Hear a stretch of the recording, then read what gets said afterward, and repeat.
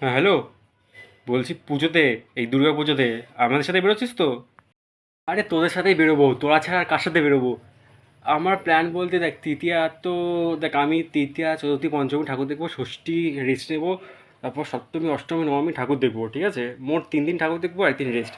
আর দশমী তো জানিস আমাদের পাড়ার ভাসান টাসান হবে, ঠাকুর ঠাকুর ভাসান হবে, নাচ টাচ হবে, খাওয়া দাওয়া হবে।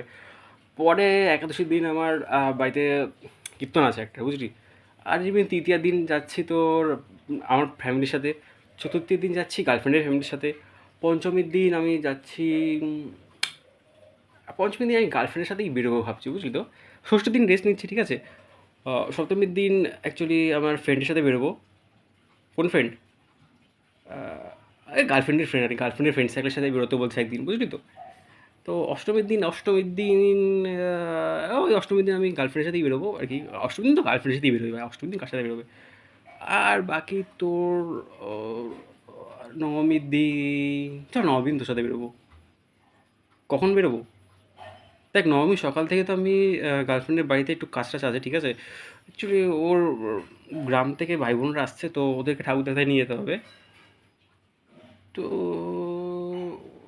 নবমীর দিন হোল ডে হোল নাইটের প্ল্যান আছে। ও শিট!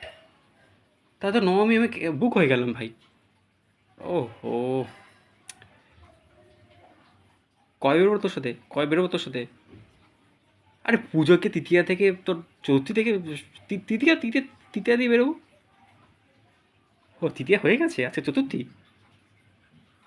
ও শিট! কবে বেরোবো ভাই তাহলে? বেরো বেরো ভাই, আমি ফ্রি আছি। আমার কোনো চাপ নেই, তুই ফোন করলে আমি বেরিয়ে যাবো, তুই ফোন করিস, ঠিক আছে? ভাই মানে আমার গার্লফ্রেন্ডের ফোন আছে ভাই, গার্লফ্রেন্ড ফোন আছে, রাখ রাখ রাখ রাখ। কথা পরে কথা বলবো।